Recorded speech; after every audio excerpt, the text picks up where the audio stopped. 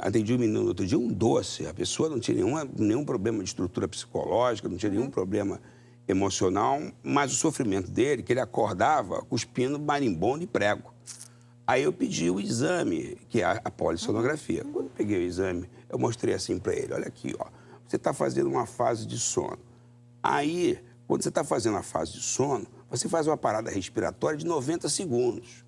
Aí você continua. Olha quantas paradas respiratórias de 90 segundos, com 26 anos, o garoto fez. Aí ele foi para a segunda fase do sono. Cada uma tem uma função. Sim, claro. Como se fosse uma montadora de automóveis. Tem até uma propaganda agora interessante, mostrando as montagens. O carro sendo produzido.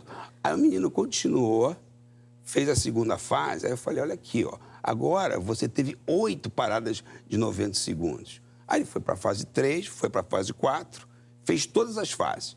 Aí entra o falo do sonho, Sim. que é aquele movimento dos olhos que você vê nas crianças. Sim. Ou nos bichinhos. Sim. Cheio de interrupções. Resultado, não tem como. Aquilo é fácil de tratar. Agora, estava acabando com a vida dele. O que faz? O estresse acumulado durante o dia não é elaborado na fase do sono. Então, aquele estresse começa a se tornar cumulativo. E aí vai gerando não só mais estresse, irritabilidade, raiva, o que quer que seja, acidez. O pior, que também as pessoas que trabalham em turno e têm sono ruim, isso é outra coisa muito grave, que são os acidentes. Quando a pessoa não tem esse sono contínuo, ele é fragmentado, você fica com um resíduo, com uma dívida de sono com o seu cérebro. Claro. O sono ele é tão importante que ele se autorregula. Sim. E aí fica aquela dúvida, e aí a pessoa sofre acidente. Por isso que a primeira vez que eu já atendo a pessoa, eu já explico e medico para evitar acidente. Agora, quando vem, é uma rotina. Agora, a pessoa visualizando aquilo, tendo condição de compreender o porquê que ela está perdendo energia, ela pode se tratar. Agora, como é que eu entrei nessa história de sono? Porque como endocrinologista, eu pegava os exames das pessoas e viam que aqueles exames eram hormônios desequilibrados, como esse rapaz. Sim. Ele tem 26 anos, mas os exames dele são de pessoas muito mais antigas. Então, tem uma causa para aquele oxidação, para aquele desequilíbrio. Aí a gente chama de desequilíbrio, estresse. Oxidação por causa da química oxidativa. Pega todos os hormônios e todo o sistema. Não existe tecido do corpo, não existe célula do corpo que é poupada pela fragmentação do sono. Todas as células do corpo são prejudicadas pela fragmentação do sono. Então, sono tem que ter quantidade e qualidade. Não há um tecido. Não existe. O sono, na realidade, ele vai interferir em todo o funcionamento orgânico. Todos. É como se você, ao invés de dormir e ter a rede de modo padrão recuperando a vida, aquilo ali tivesse um tiroteio, uma confusão ou uma grande fogueira provocando substâncias desequilibradas. Que inflamam, que irritam e que não geram aí essa renovação celular. A obesidade agora ela é considerada uma doença inflamatória. Inflamatória. Então, ela é inflamatória porque essa interrupção produz uma química chamada de citocinas, que são produzidas por capilares. Capilares a gente tem em tudo que é lugar do corpo. Verdade. Então, inflama sistemicamente. E ficam falando para as pessoas ter força de vontade, foco, disposição, ânimo. Quando, na realidade, como é que a pessoa vai ter ânimo se a fase que ela recupera a energia, a fase que ela pega o foco, é totalmente desfavorável? Já foi uma vantagem adaptativa, hoje não. Fora a autoestima da pessoa. Agora, uma coisa que me preocupa quando eu ouço você falar é, vamos dizer assim, a má conscientização que muitas vezes a gente faz com relação aos próprios filhos. É muito comum a criança estar assistindo lá um desenho, fez alguma coisa errada, aí o pai e mãe dizem assim, olha, vai para a cama, vai dormir, hoje você não vai jantar, hoje você não vai assistir mais televisão, hoje você não vai, tipo assim, vou tirar o seu prazer e você vai estar fadado a ir para a cama. Não é? E tem até pais e mães que dizem, poxa, meu filho não gosta de ficar brigando com o sono. A criança vai para a cama achando que ir para a cama é um castigo. Porque, na verdade, ela quer ficar atenta, ela quer ficar alegre. E isso pode ou não pode gerar, e eu não vou pedir para você responder agora não, porque a gente vai para o intervalo e volta batendo papo. Pode ou não pode gerar, na sua opinião, né, de você que está em casa, essa má disposição para dormir? Porque tem gente que já vai para a cama irritado como se estivesse indo para um castigo. Fica aí, a gente volta com esse papo já já. Deixamos aqui uma pergunta no ar. Há muitos pais que mostram para a criança, a partir dos seus atos e da sua fala, que dormir é quase que um castigo. É literalmente acabar com o dia da criança. Tem criança que fica, como a gente brinca, ou fala muitas vezes, brigando com o sono.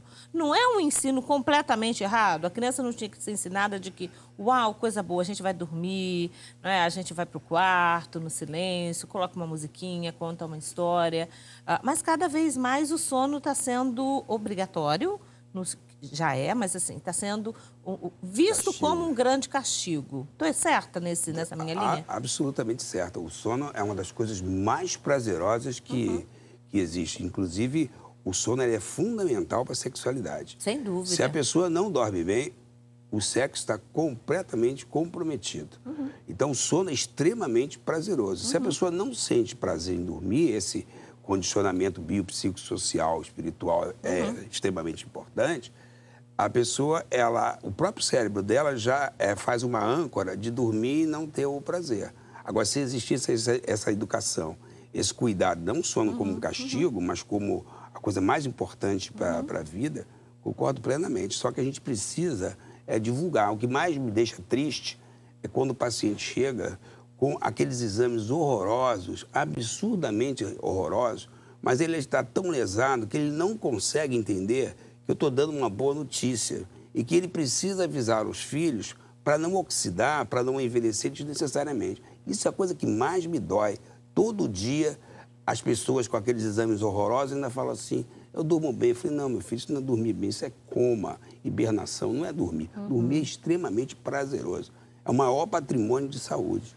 Dormir com qualidade. Dormir com qualidade. Cada vez mais a gente tem dormido menos e sem qualidade. E quando a gente está falando de qualidade, a gente está falando de quê? De um quarto mais escuro, a gente está falando de silêncio, a gente está falando de dormir sem a televisão ligada, a gente está falando de dormir num preparo para esse sono. O que a gente pode tratar aqui de sono de qualidade?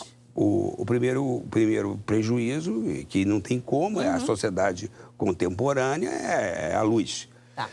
Evidentemente, ou os estímulos, os engarrafamentos, os problemas psicossociais. Agora, na minha opinião, excesso de cafeína, medicamentos de emagrecer, álcool, cigarro, ou seja, os alienígenas, né, alienógenos da nossa sociedade. Evidentemente, cafeína, álcool, estresse, a própria falta de parar, refletir, meditar, sentido de vida.